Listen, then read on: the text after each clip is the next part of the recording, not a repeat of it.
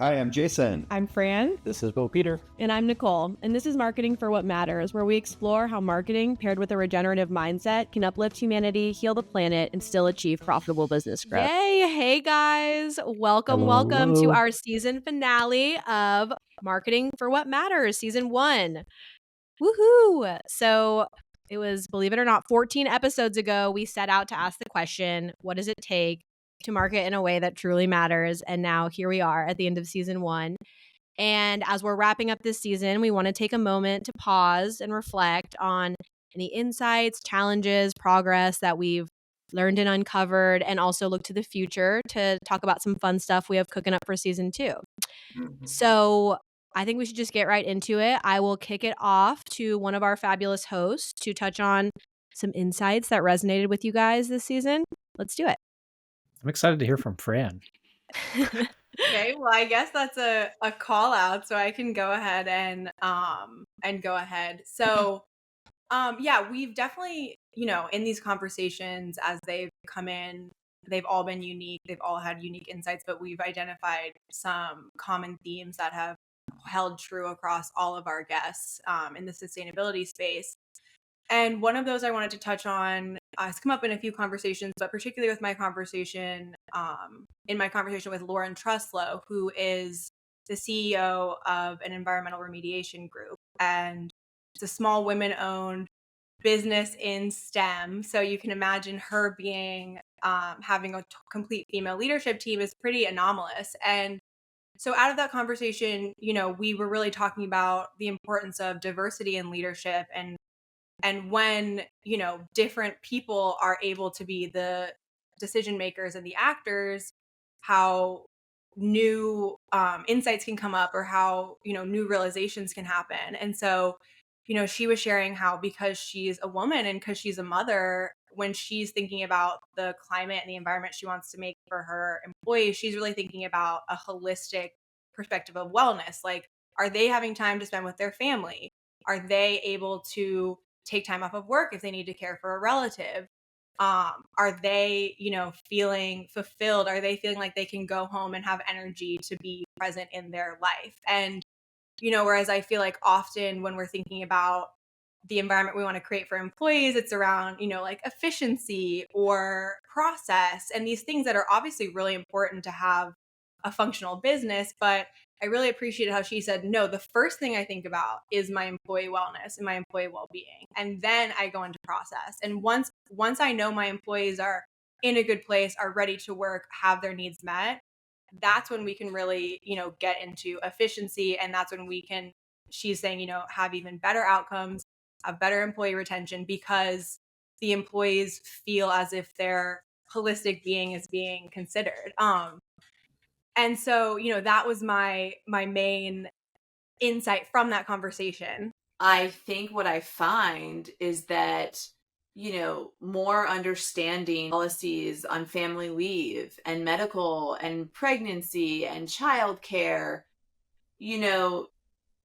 if we think about who, basically like unpaid work that women have done for centuries in this country, all over the world, these are all like similar, like childcare is like a huge issue.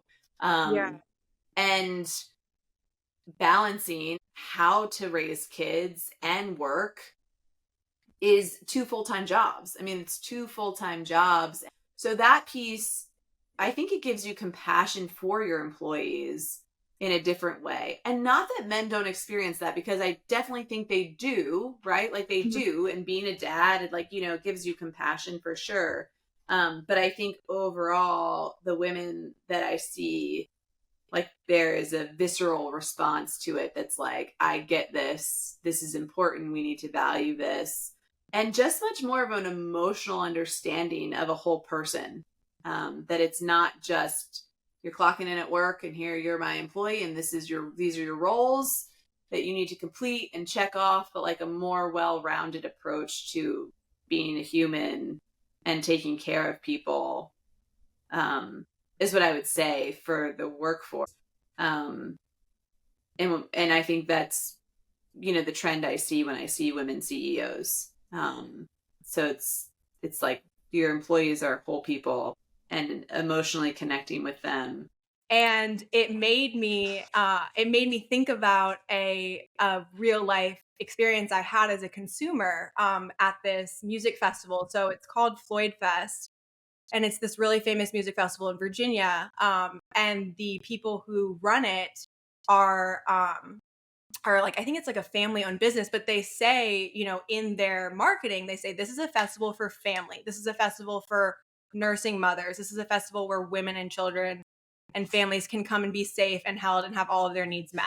And so, I'm not a mother and I don't have a family, but I went to this festival, and as a consumer, as someone, even though I don't hold those identities, I experienced so many incredible benefits as a consumer by having that lens, where the bathrooms were so clean. There was never long lines. They made sure they were accessible. They had a really central water location that had clean, fresh water, that had multiple spouts that everyone could go to. The environment just felt safer. You know what I mean? I mean, people were partying, people are having fun. It's a music festival, but also there's kids running around. There's people who are, caring for their family. And even though you would think as like a young person or someone who's trying to have fun and hang out that you wouldn't necessarily want that environment, but it actually made everybody feel safer. It made everybody feel like it was like their needs were met too. And it just reminds me of, I can't remember the quote. I'll have to reference it after, but it came up in a conversation with Lauren too, where when you center the needs of women and children in society, all of our needs are then met. And I think that's just such a profound perspective, because, often we sort of isolate that, or like, we don't have children. If we don't identify as a mother, identify as a woman, then none of that's relevant to us. But, we were all children once. We all came from mothers. So, it makes sense that we would still be receiving benefits from having that lens. So yeah, I thought that was, such a like an amazing and evocative representation of how when we have leadership that has a different perspective, it creates these amazing benefits for all of us that we wouldn't even necessarily have, we wouldn't have thought of or even thought to center before. And so yeah, I don't know if now would be a time for me to discuss how I'm bringing that forward, or what that insight has made me want to bring to the future of this podcast, or if we should save that for later.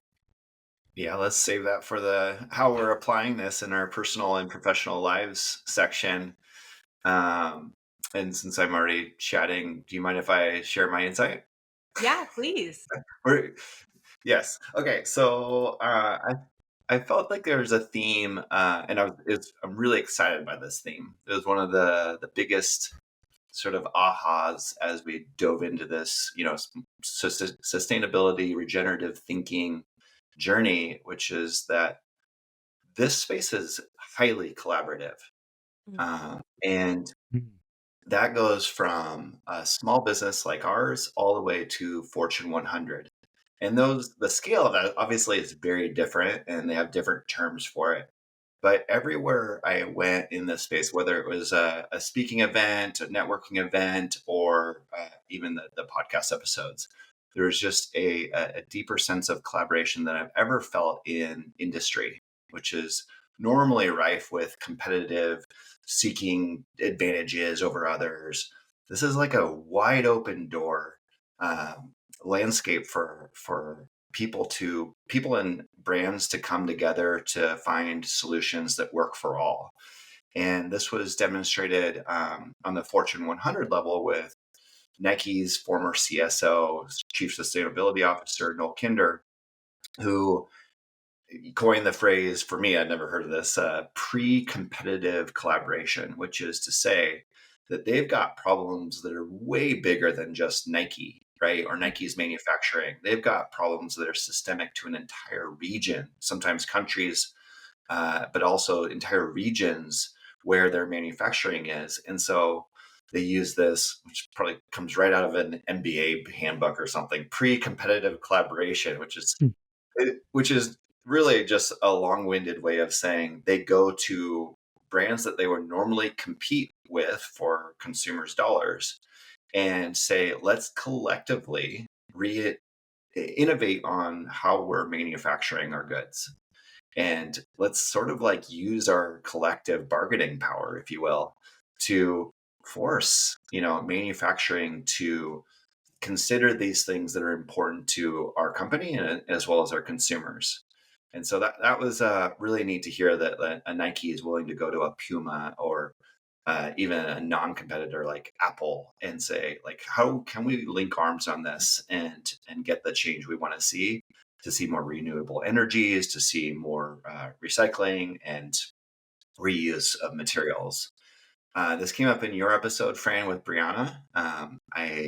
Sorry, I don't remember how to say her last name, but it was sustainable sales strategies, sustainable product sales strategies. And she again encouraged that sort of collaborative thinking and working with a little less competitively. Her exact quote was, think more collaboratively and a little less competitively. It's a complex problem. These are complex issues, and everybody wants a silver bullet or a simple solution to complex issues. I'm telling you, it's not going to happen. It's not going to happen. We need everyone firing on all cylinders for every solution they want to approach all at the same time. And your solution and your problem that you're trying to approach is no bigger or better or different or deserves more than somebody else's. Like, we need to think more collaboratively about this and a little less competitively about this, right? So like, open it up in whatever you're doing. So like, say your piece, but then also like pause, listen, and ask for like what other people are doing, because it will make you better at what you do. Again, I think that's illuminates just a very different mindset when it comes to this space, because sales, when you think about product sales and B2B sales, it's like extremely, I would say, like masculine kind of a drive, like let's beat our competition, let's beat those records, and all the sort of tropes of masculine business practices. And it just even in that sort of hyper aggressive, ambitious space of sales, B2B sales, there's still this like, how do we link arms? And this was also demonstrated really clearly by the entire raison d'etre of Norskin Foundation, Bo, your interview with Eric Granholm, where the entire foundation is about creating a circle of brands and companies and entrepreneurs who are out to tackle some of the world's biggest sustainability problems. And they give platform to each of these and resources to each of these entrepreneurs so that they can achieve success in business while also keeping their mission of healing the planet, sort of front and center. The mission of Norwin is to build thriving impact ecosystems where global challenges are solved by entrepreneurs at scale, and then making the entrepreneurs and founders have a positive impact on planet and society and people, where the impact unicorn would be by the 1 billion people impacted positively, metric in that sense.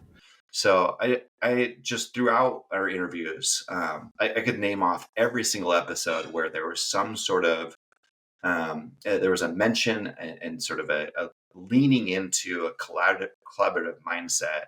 Bob Quinn, for instance, my regenerative farming guest, same thing, just a huge community mindset where we're all in this together. So let's work on the things together and just be as authentic and transparent and non-competitive as possible. So there's my insight. And it's interesting to me too. That reminds me, because I feel like we've talked a lot about like how to motivate people and how to send messaging in a way that's encouraging and doesn't feel shameful or doesn't feel paternalistic. And I feel like that's kind of a way for some positive virtue signaling to be happening. Because like, maybe Nike approaches Puma and says, hey, there's this regenerative material that we have and we can get a lower cost on it. Or I don't know, a specific example. And Puma maybe wasn't even thinking about that, but they're like, oh, well, I want to be in the club too. I want to catch up and be part of this collaboration. And rather than it feeling like something that's like shame or like you're saying competition, I feel like that mindset just brings people in a way, and is a way that we can communicate the messaging that actually makes people want to participate or makes people excited or makes people feel like you're creating something new, as opposed to just saying, this is why you're wrong, or like, we have this secret thing that we're doing that you guys are too ignorant to know about or something. Yes, which I guess connects to what you were saying too from your conversation with Lauren. Is like, we're bringing in this sort of feminine energy into business, and it's much more prevalent in this space than any other space I've participated within. So I think I'm that's really happy to hear it and see it, feel it. Go ahead, Nicole. I am too. I think it's so funny how all of our insights kind of tie together, because I think what you mentioned, or what you spoke to, Jason, about, it really is critical in such a competitive space like marketing. There has to be this removal of competition in order for everyone to work together and come towards this common goal. Like, we can't do it. Companies can't do it on their own. We can't do it on their own.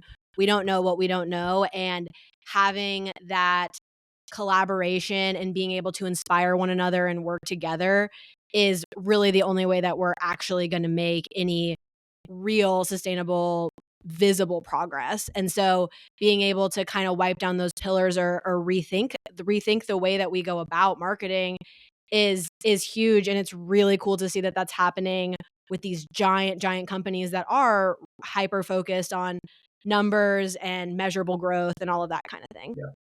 And shareholders, Yep. shareholders. Yeah. Gotta answer to somebody. Yeah, totally. But what'd you glean?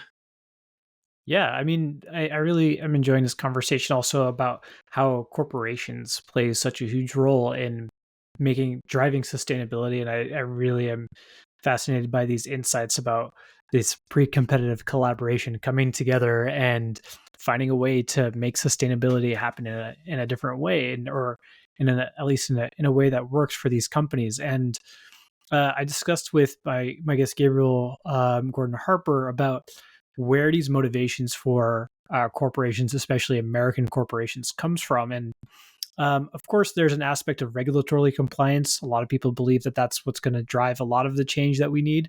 But we also talked more importantly about, sure, there's some intrinsic corporate values around wanting to be more sustainable, but we all want to see brands walk the talk when it comes to that. We want to see that authenticity, and that's what really builds trust. And a lot of these corporations, from what we can tell, really want to build that trust, not only with their consumers who they need to sell to, but also with their employees, where we're seeing companies like Google and a lot of other companies that use data centers are really finding great benefits signaling to their employees and their reputation at large to really engage with this sustainable aspect, because they need to do this to stay authentic to what they're espousing. One of the main drivers, one of the main motivators for corporates, for large companies to procure renewable energy, especially the data center companies, the big tech companies, is actually employee recruitment and retention. And the reason for that is because you have these companies that are making a lot of money, right? You have these highly specialized fields that they need employees to fill, but the talent is highly mobile. So they need to find ways beyond just high pay to recruit and retain this talent who can walk away with the knowledge, the intellectual property of what they've built for the first company, right? And especially millennials and Gen Z, in large part of its computer programmers, are very motivated by, and survey after survey, very motivated by working for companies where they feel like they're making a difference. It's certainly why I'm in the field I'm in, and most of my colleagues are. But also a lot of my friends who have nothing to do with sustainability feel similar, and I know that the surveys said the same thing.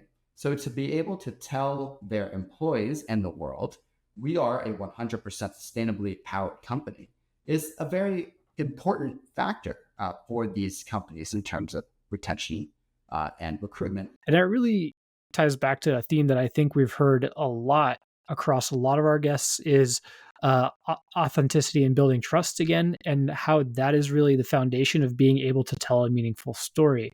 Fran, again, going back to Lauren, all of that, what you shared is that by taking care of the employees, by taking care of the team, they are really able to tell a great story to the wider world about how they are leading with integrity and really caring about not only the people that they work with, but also the environment. And I really just love that. We've also heard from guests like Bob Quinn about how he showed up as a resource for his customers, and that really just builds long-term trust that makes people want to keep coming back and come back and come back.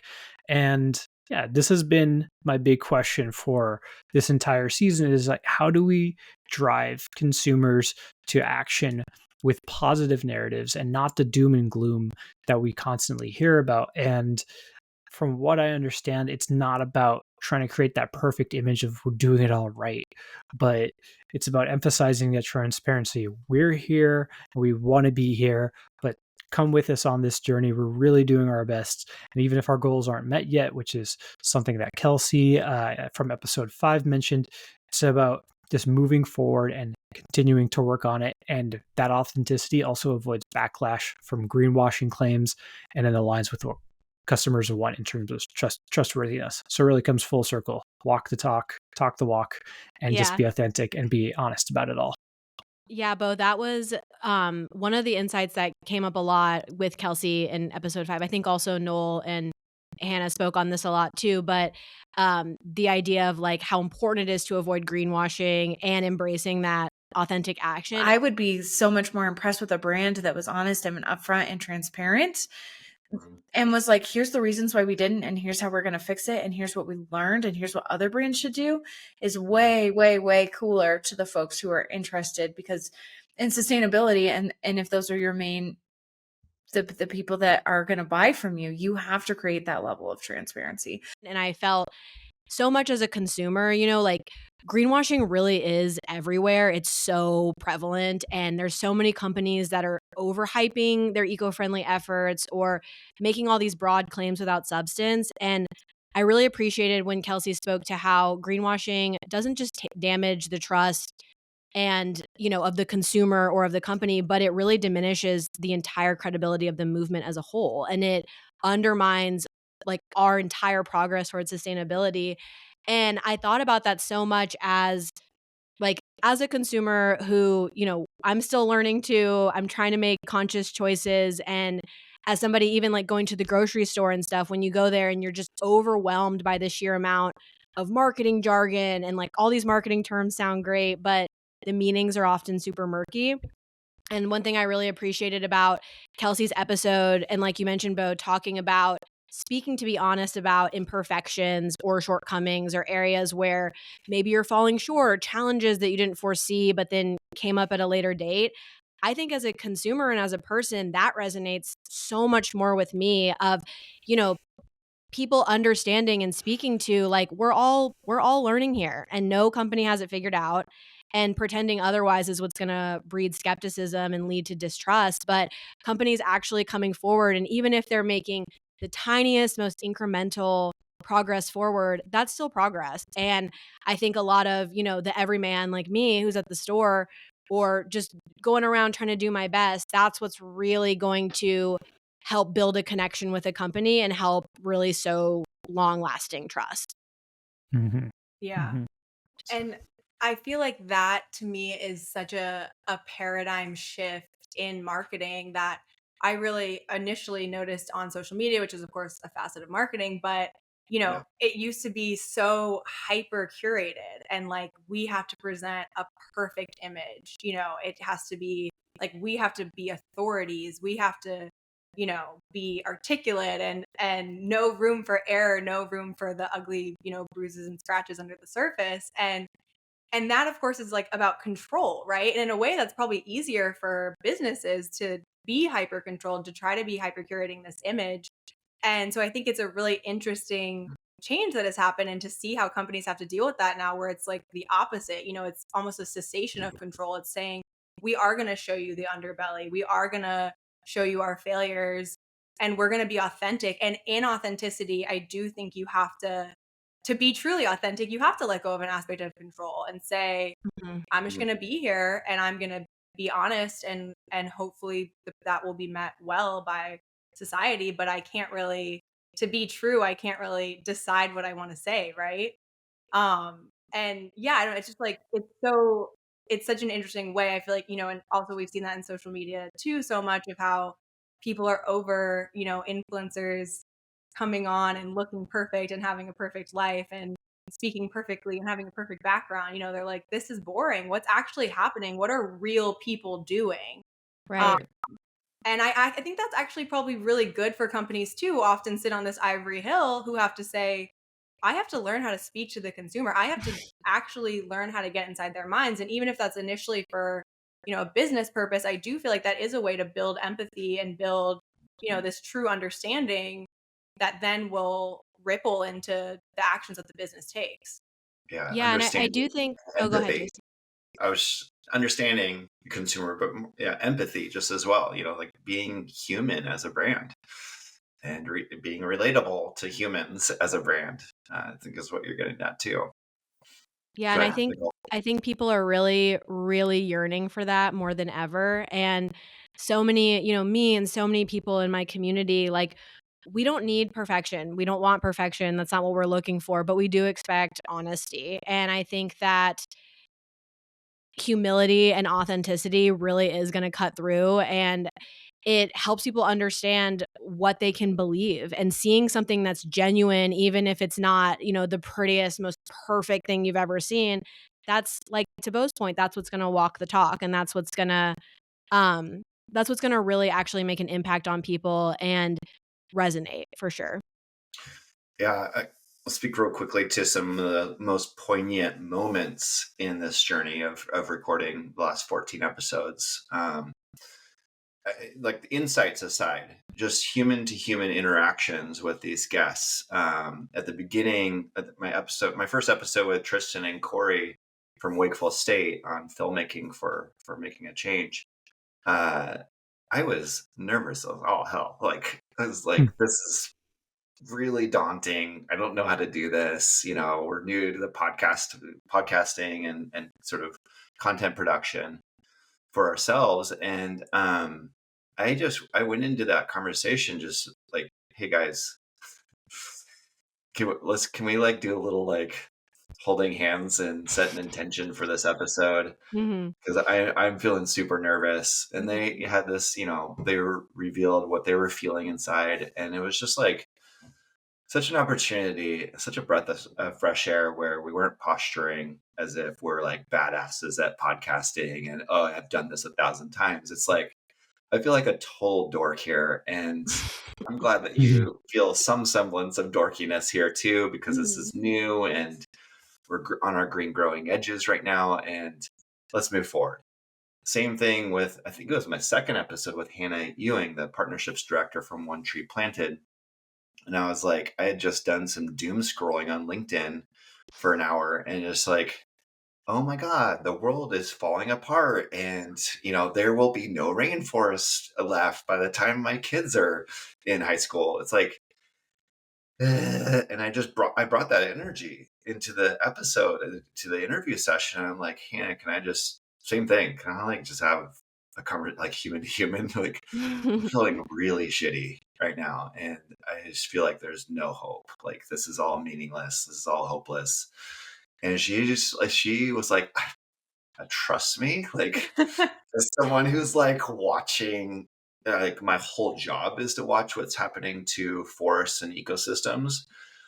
I feel you. And here's what I do to help myself like get out of that energetic rut and get into action and do what we can. So yeah, I just love that the through line here is that authenticity, being human as possible as we can in our businesses and as people operating within our businesses, just has a huge ripple effect in how we show up in executing our job functions and our businesses performances, honestly. So were there any, maybe we could transition to things that we're applying either in our personal lives or professional lives? Yeah, I Fran, can. you had one. You had one So on the tip of your tongue as you were sharing your insight. You want to start? Yeah, I can go ahead.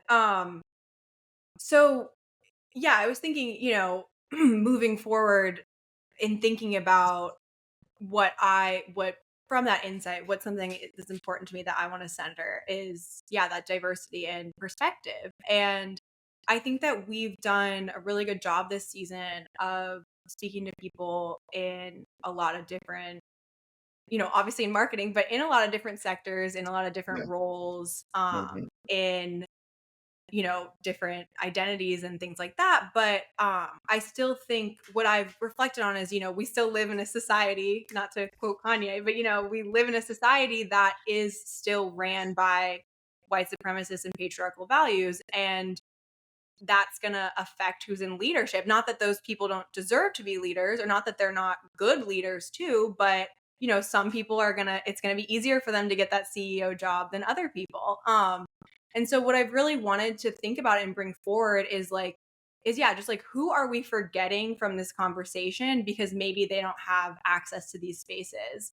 And what is their perspective? And how can we support or like uplift their voices, promote their access to spaces, view this lens of marketing from a different plane or from a different perspective? I'm sure all of us, like as marketers too, we can have a little bit of detachment from I don't know if it's a layperson, but someone who's not in marketing's experience. And so I really want to challenge each of us, but particularly myself, to think about where we can seek out stories and leadership and people who are because at the end of the day, we do kind of live in a world where marketing is probably going to be a part of almost everything that you do,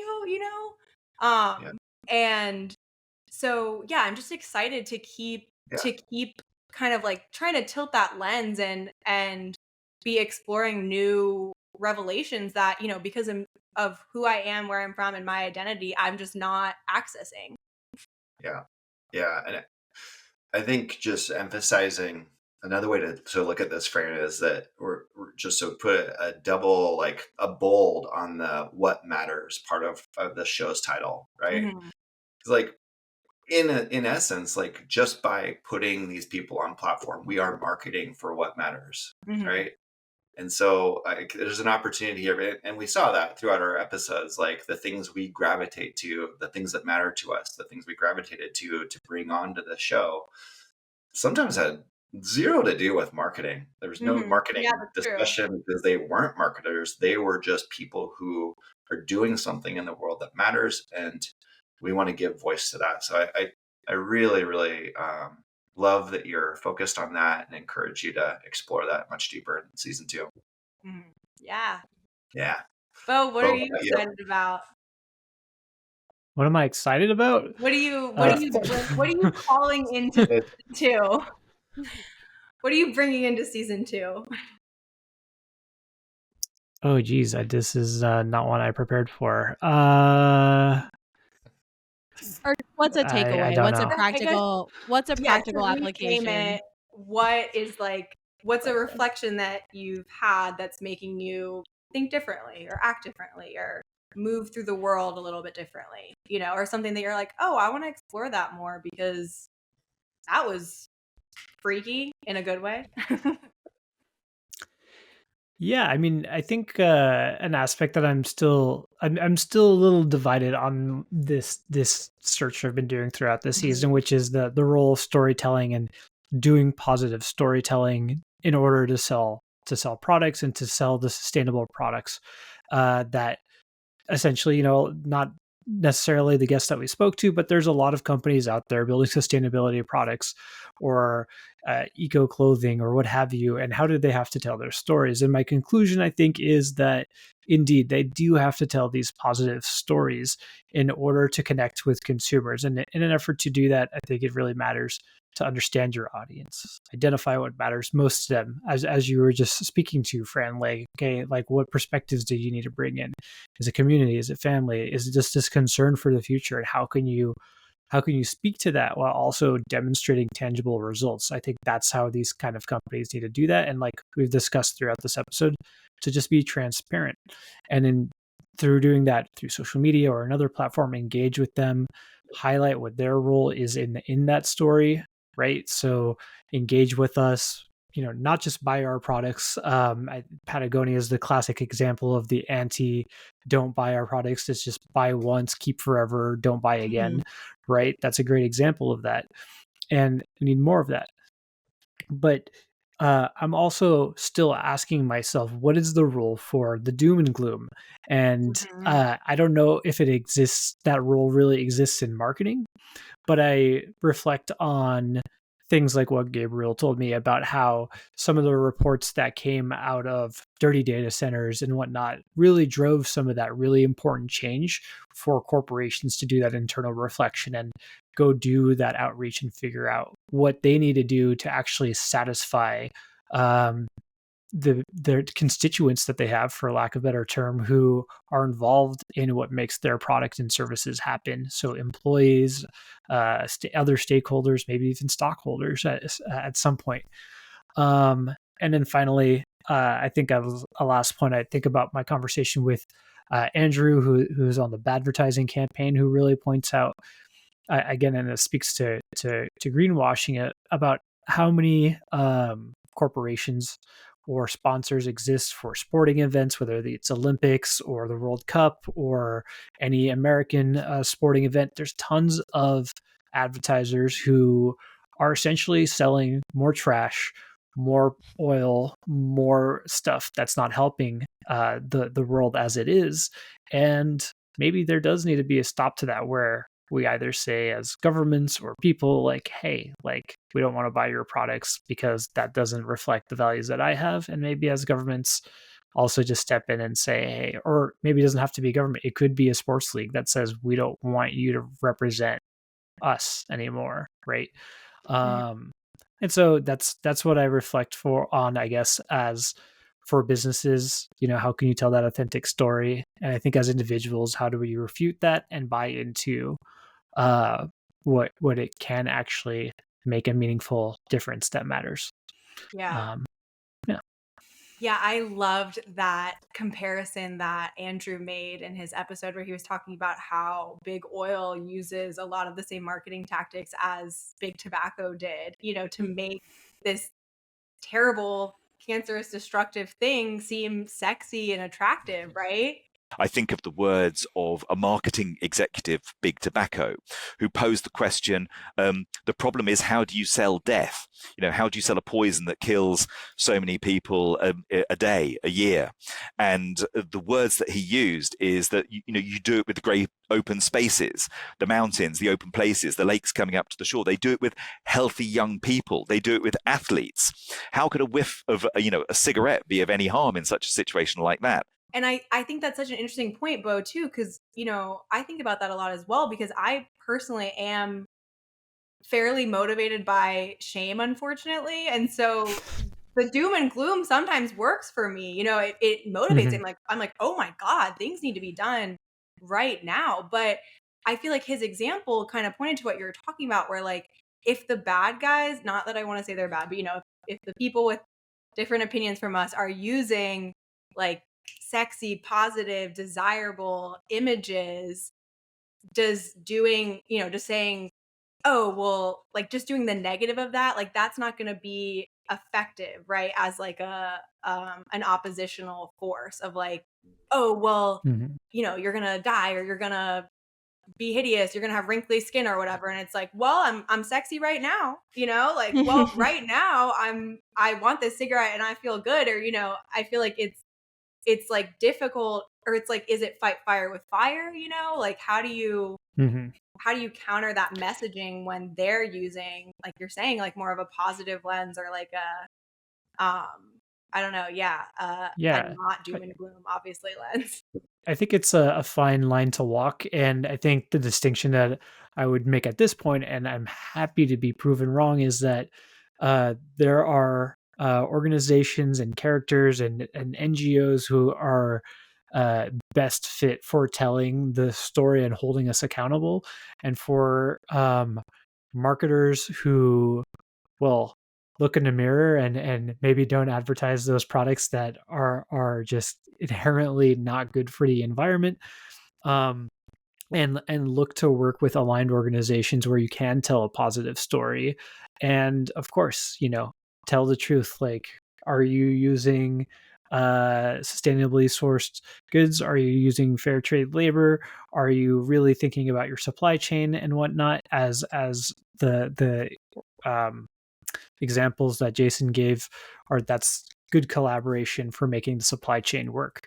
And so, there needs to be different organizations, different players doing different things. And I'm curious, and maybe that's something I'll learn more about in season 2 is, what's the role for everybody?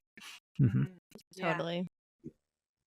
Got someone on LinkedIn who will fight you tooth and nail, who fights everybody on LinkedIn when they start talking about positive messaging as the most effective way to create change. I think you and I have actually gone back and forth with some conversation on LinkedIn. So he'd be a wonderful different sounding board.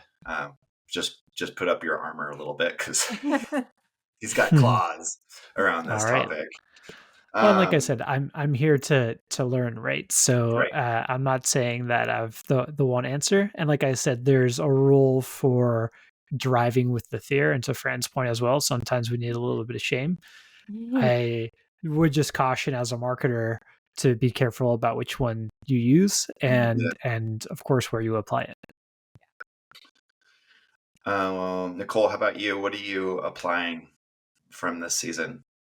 So I think one of the big takeaways, I had a lot of takeaways, but one for me specifically was, so something I think a lot of people don't know about me is in my local community, I run a very small nonprofit. And what we do is we connect other local nonprofits to volunteers, and we help organize different events where volunteers can actually execute these nonprofits' mission. And I think when I think about what we do, a lot of times I do have a lot of imposter syndrome or a complex of like, we're doing something on such a micro level. Even in our community, like we just had our big food drive for Thanksgiving, and we raised enough food to give Thanksgiving dinner for 50 families. And I had this complex even about posting online where I'm like, there's local organizations who are feeding thousands of families. Like I'm not feeding our 600,000 person city. And I think when so many of the people were talking about how micro impacts have this domino effect of creating lasting change and starting in your small local community, like even if you're just making the tiniest little impact for just 50 little families, that's going to have a ripple effect. And us being authentic and transparent about what we're doing, even on a small scale, that could inspire change. And we don't have to be Nike. We don't have to be Puma. We don't have to be these giant companies in order to make a difference. And it really motivated me to lean into the authenticity and transparency piece in communicating what we're doing and being proud of that, even if it is on a really, really small scale. Right on. Love that. I'm just feeling so inspired by this. Yeah. Go ahead, Jam. Go ahead. No, go for it. Yeah, I just was gonna say that was something, Jam, I think you kind of touched on it earlier, just about how you've received the guests, how we all have. And that was something that has just been so touching to me because I've been shaken like a leaf, nervous as heck before all of these interviews, not wanting to sound ignorant, not wanting to say something wrong. And every person, even the people who do work for Nike or the people who do work for these big corporations, I just feel like everybody has come to this conversation with such humility and saying, hey, I might look like an expert. Maybe you look at me and you think I know all this stuff. I don't. I'm figuring this out with you. There's tons of stuff I don't know at all. And it's just been like such a great exhalation, in every conversation where I really felt nervous and then realized that the people in this space, their ultimate goal really is the mission and the desire to do good and the desire to make change. And I think when you truly have that as your ultimate goal, it's so easy for the ego to fall away and for the virtue signaling or, the competition to fall away because you have this mission that, like we've said, is going to require collaboration, is going to require humility, is something that requires much more research and much more investment. And there's so much that's not known. And it's so cool how, it just creates this incredible collaborative environment, and how everyone really wants people to learn and to be excited about sustainability, and to, and to find their place in it, rather than, like you're saying, to be shut out from it or something. Yeah. Your dog wants to be a part of the podcast too. I know. And we're here for it. Well, let's talk about the future, 'cause we're running out of time a little bit here in this episode, and we have some really exciting innovations or adjustments we're going to be making here in season 2, and I'll just walk through a few of those, and you'll just start to see them rolling out in the first episode of season 2, or episode 16, I guess it'll be. So one big adjustment is that as we started getting very intentional about what our brand stands for, Peaceful Media rebranded in early 2024. Well, actually, it was like a 10-year process, but the culmination of it was a new website with some new messaging and just a bigger emphasis on healing the planet, which was part of the impetus to launch this podcast. And we knew at that point that we wanted to endeavor to get our B Corp certification. And we, behind the scenes, you would have seen our COO, Nikki, who will be a participant in season 2. I'm just putting that out there now. She started the process, right? And ran up against the impenetrable wall of how the hell do small businesses that don't have a ton of resources, who don't have a chief sustainability officer, go and measure all the things that are required for B Corp cert. And so we're going to get more concerted about this. We're going to get more intentional, and we're also going to share our story in season 2. And we're going to bring in some people who specialize in helping small businesses, or any size business for that matter, work through how to measure the things that matter for B Corp cert. And we want to share that journey with you. It was like one of the hopes that we'd be able to accomplish that in season 1, but didn't have the resources nor the sort of network around us to be able to support that journey. So watch for that in season 2. We're also going to feature more of our Peaceful Media clients who have different and interesting takes, who don't come from the world of quote unquote sustainability, but have interesting takes on how we can shift our mindsets and our just on a humanity species level. Like, how do we shift our mindset so that we love ourselves, so that we have enough within us to love our neighbors and all living beings and all living things around us. So I'm excited to just bring a little bit of that influence in from our wonderful portfolio of thought leaders and experts in personal development. I'm also going to bring in more of our Peaceful team members. You're on here, you've seen Nicole, you've seen Bo, you've seen Fran, who are all amazing members of the Peaceful Media team. But you're just seeing the tip of the iceberg. And there are so many specialists on our teams who are lovely human beings who have unique ways to help organizations, big or small, grow certain aspects of their marketing and their brand, right? So whether that's someone who on our team who specializes in building up a YouTube channel for your brand, or building out your social media profiles for your brand, or just thinking about the messaging for your brand. We're going to start to incorporate more of their insights so that you can go and watch that episode and start applying that in your business or organization. And then fourth is you're going to notice a little bit of higher production value in certain episodes, not all. We don't have Joe Rogan, podcast production budgets or Rich Roll production budgets, but we're going to do what we can with what we have and try to create a richer experience of the interviews than this sort of digital, hopping on to quote unquote Zooms. We're going to try to go on site with organizations where that makes sense. So it's I kind of liken it to, it's the podcast equivalent to touching grass.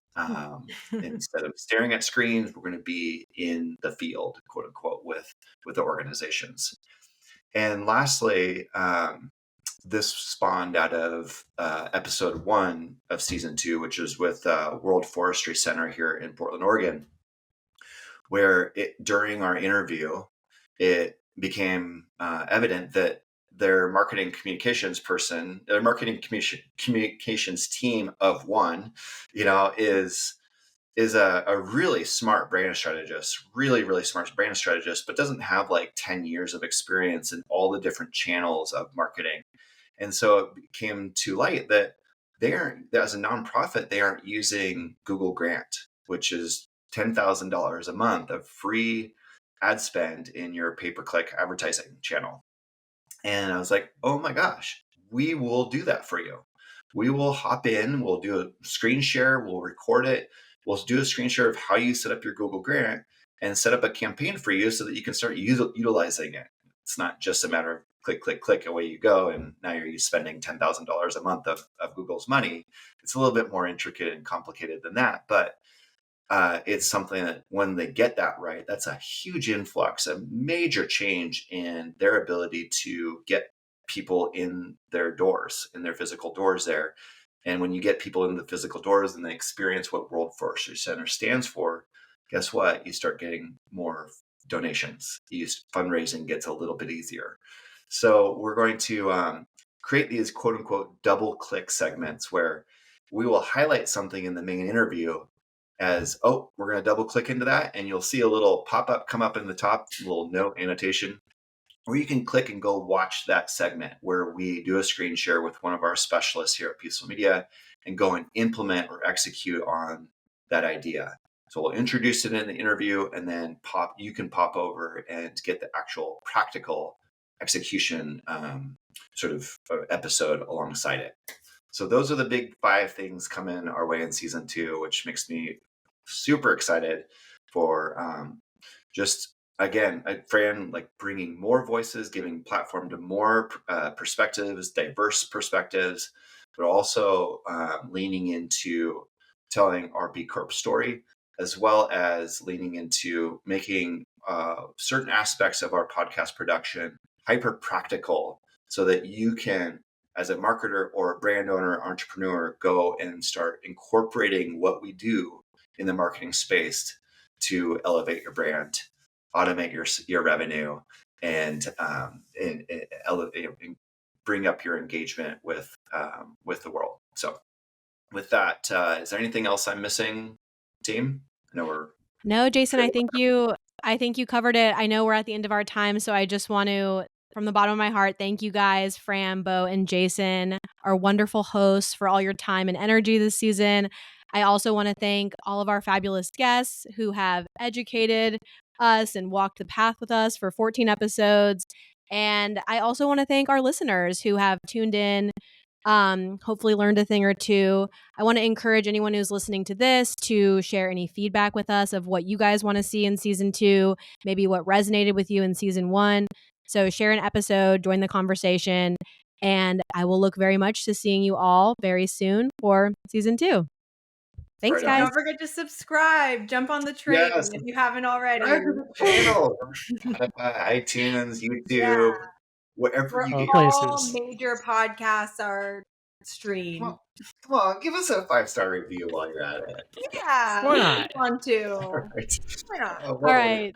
Marketing. Thank you for being here. Thank you for tuning in to our podcast, Marketing for What Matters. You can find us on Apple, Spotify, Google, or Pandora. Love the show? Leave us a review and follow us on social media at Peaceful Media to stay up to date about new episodes. And as always, thank you to this earth for giving us all we've ever needed. See you next time.